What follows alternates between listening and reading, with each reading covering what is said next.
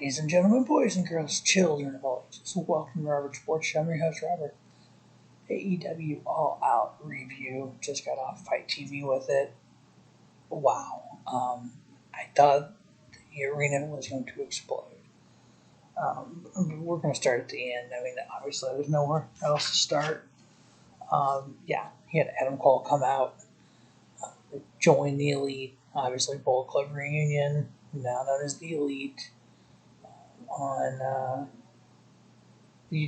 the YouTube channel for I can't even talk right now. Oh my god, being the Elite. Adam Cole died supposedly, and obviously he's back now with them. Rejoin the Elite. He super kicked Jungle Boy. So what's really cool is knowing wrestling. We know we're getting Omega Cole eventually. But then having Bryan Danielson coming out at the end of that as well after Cole joining the Elite. It's just like the gifts kept on giving. I mean, we had Adam Cole debut, Bryan Danielson debut, Ruby solo debut. We just had all this just talent come in, just blowing the TV up. Having Christian and Bryan Danielson, I mean, in the ring together in AEW, it's like, wow. I mean, just utter amazingness of what this show did for pro wrestling. This is part of the greatest wrestling show in history. I mean, if you look at people coming in and debuts and all that stuff, there's so much here, you know. It's just unbelievable. But yeah, definitely this show was one to remember. We all know that Paul Wright QT Marshall match was going to be a squash match. That was pretty obvious. I know. I mean, it's just so much. Let's get into this bad boy. Start off with the buy-in with a 10-man tag. We had Best Friends. What is that? Chuck Taylor, Orange Cassidy, Wheeler Yuta teaming up with Jurassic Express, 10-man tag versus the Hardy family, which is TH2, Private Party, and Matt Hardy. Kind of new Jungle Boy and Luchasaurus, that team with the Best Friends and Wheeler Yuta would have got the victory there. Nice little face, get the little pop and stuff. Match was okay. I gave it 2 3/4. First match on the card, we had the AEW TNT title. We had Eddie Kingston versus Champion Miro. This was actually a pretty decent match. Eddie Kingston, if you don't know him, don't like him, why? He is just the same here at AEW as he was in Evolve, as he is in AEW, as he is in AEW. I've watched him in these other promotions, and it's like it's the same guy, He got a promo in AEW, and he was like, AEW was here for me when I needed them, when I didn't have anybody else, and I needed a job, and you fans were here for me, and you root me on at AEW, and thank you, and blah, blah, blah. It's like, he's just the man to man. He goes out there, he can kick ass, he can, do all this. He's great on the mic. The match itself was okay. Miro, he's looking like a beast. I mean, finally he's getting booked the way he needs to. Again, leave it to AEW to do that. There was kind of a funky spot there where Eddie Kingston, Miro was going to do a belly-to-back suplex, and Kingston grabbed the turnbuckle when Miro suplexed him. He pulled the turnbuckle padding off. While he was going to use it, he was going to throw Miro into it. The referee stopped him. The referee stood there so he wouldn't do that, and it was kind of a funky little thing there. And then Miro ended up getting Eddie Kingston to tap out, and Miro's whatever the hell the finisher's called. But Miro getting a victory there, retaining his title, kind of a funky end to it. So I'd love to see a rematch when they get to New York, when they get to Arthur Ashe Stadium, which is going to be the biggest crowd in the history of AEW. This Dynamite this week will probably be the biggest rating show ever. You just got to keep the train rolling, maybe with the title and Kingston at that point. But yeah, that's a pretty good starting match. I get a 3-star. Next up, we had Kojima versus Jon Moxley. Just two brutes they have history, Moxley's done so much in New Japan, and Kojima has done some Impact Wrestling, whatnot. It's a nice little 11-minute match. A pretty good match. There's two brutes going at it, 3 1/4 star. Mox getting a pinfall victory over Kojima. And then Minoru Suzuki. Oh, yeah, I forgot Minoru Suzuki came out. Holy hell. I mean, if you've never seen Minoru Suzuki in a match, if you saw all out, you saw the little bit that they went after. That is Minoru Suzuki right there. There is nobody can stand with him. And when he chops people, it's like, oh, I think he killed somebody when he chops him. But yeah, I guess they got a match in Cincinnati on Wednesday. Oh my God. So you got Minoru Suzuki debuting. You got everything else that happened at the end with Cole and Danielson. Oh my goodness. Then we had the AEW Women's Title match. We had Kris Statlander versus champion Britt Baker. This match, again, off the hook. Great match. Britt Baker is super talented. At one point, I thought Kris Statlander was going to win, but I love the way AEW will pull you in thinking they're going to do something, and they don't. You know, when Britt Baker hit the Pittsburgh Sunrise, it's like she stole that from her boyfriend Adam Cole. Bye. But yeah, I mean, she did that top rope Canadian store. It's like, oh, that looks really good for her doing. I love her to continue doing that. Then she did a couple curb stomps. I'm like, oh my God, that's awesome. Obviously, she got the victory there by submission. Love her submission finisher. I give it 3.5. So I mean, this should have been hot as hell so far, and then we just took it to that next level. The AEW tag titles on the line in a steel cage match. Lucha Bros versus the champion the Young Bucks. And then the entrance of the Lucha Bros getting sung to the ring. It's like, as soon as that entrance happened, I'm like, there is no way the Lucha Bros lose this. This match was just spot. The fact when Matt Jackson pulled out the bag, we're like, well, what else in the bag? With a shoe attacks, I'm like, oh, this is going to end well with super kicks. Started super kicking people in the face, blood from Pentagon and Phoenix. Both of them get super kicked in the face by Matt Jackson. Then there were so many of those like cool little spots like that. Pentagon had Nick Jackson, Matt Jackson had Phoenix. They did dual package pile drivers on the apron of the ring.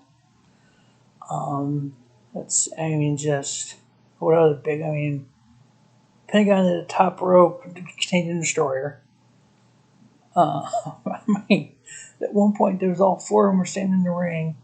One would chop one would chop. Super kick.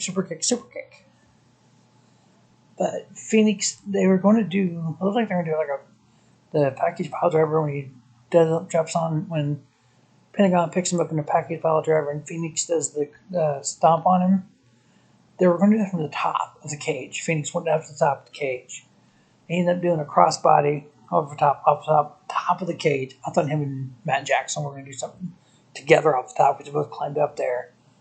This match was to me, it was in the same equal to the ladder match and to the match before the ladder match when they had for the AAA titles.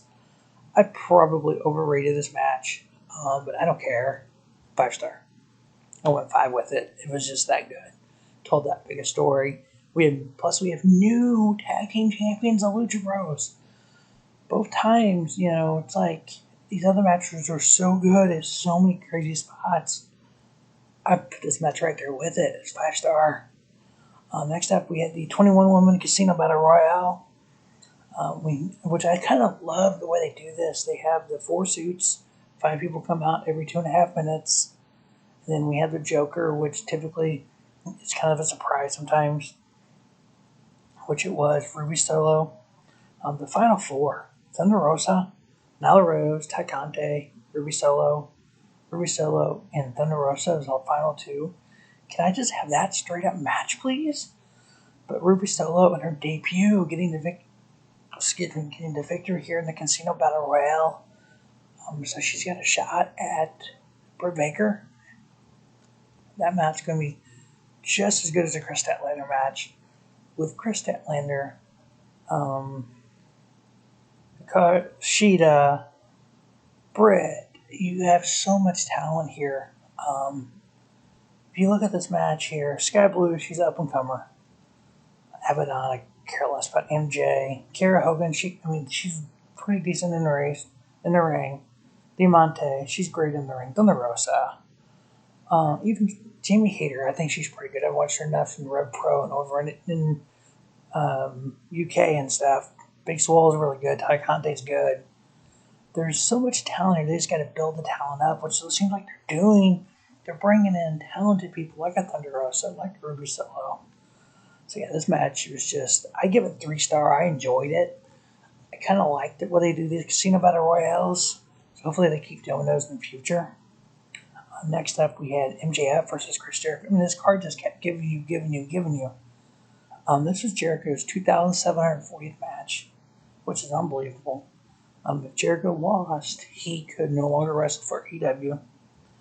I honestly wasn't sure if they would try to pull that off or not. I was talking to J-Man, but it's over the Pulse family hanging out. Hanging with L-Double. And it's like, Big Daddy J cooked some great burgers and stuff. Unfortunately, I had to duck out early. The dog was kind of batshit crazy. You got a dog, y'all know about that. But whatever.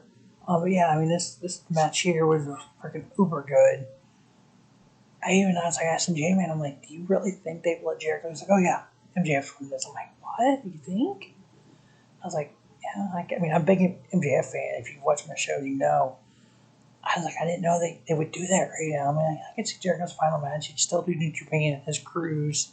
I know Fozzy's got a big tour coming up, so maybe they do that.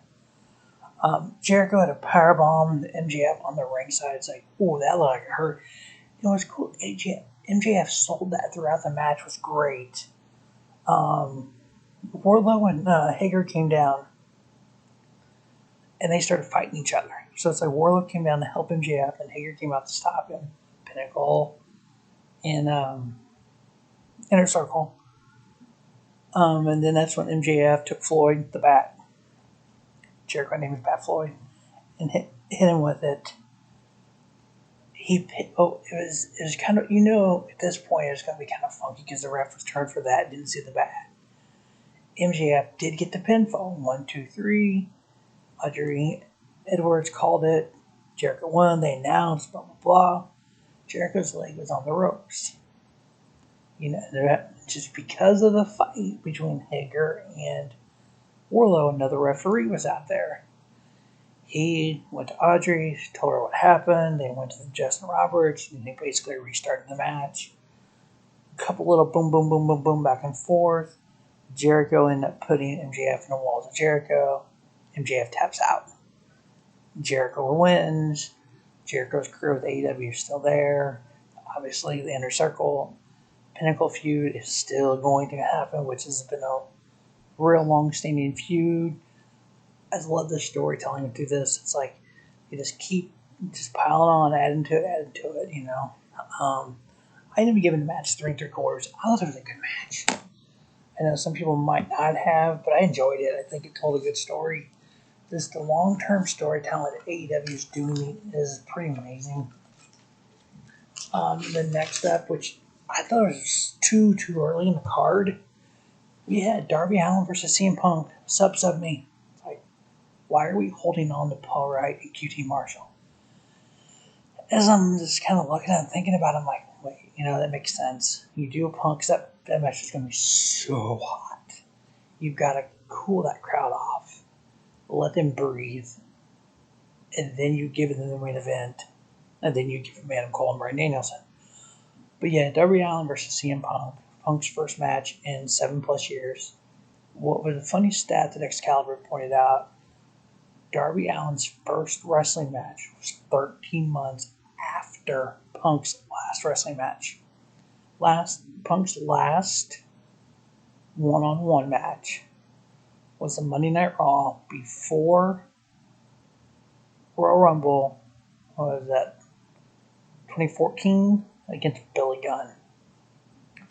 Crazy. But yeah, Punk, he looked good. Don't get me wrong. There's a couple spots you could see where he pulled them off. One thing I like about Punk is his ring psychology. Darby Allin just that cut loose, let it rip, no one cares kind of attitude he has, which actually did well in this match. He did a couple spots, just like, that had to hurt.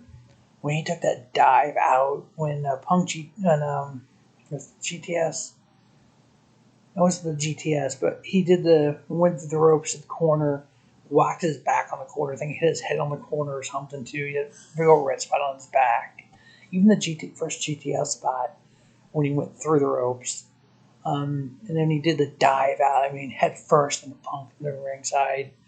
Just all those spots Darby Allin did. But one thing, when Darby did the coffin drop, if you've noticed, and this is one thing that I've really paid attention to a lot lately, is I watched several documentaries when wrestlers talk about certain wrestlers know to be in the right spot at the right time. You ever notice a wrestler who's in the ring and they move? So they're laying on the mat. They have to crawl either left or right or whatever to set up the next spot. It's like, the hell? Punk knew to be in the right spot for the coffin drop. Those are the kind of little things, just the transition between the different moves. It's like you kind of see that with a Punk and a Bryan Danielson. These guys that have that in-ring talent that you can be like, okay, you know what to do when. That's amazing.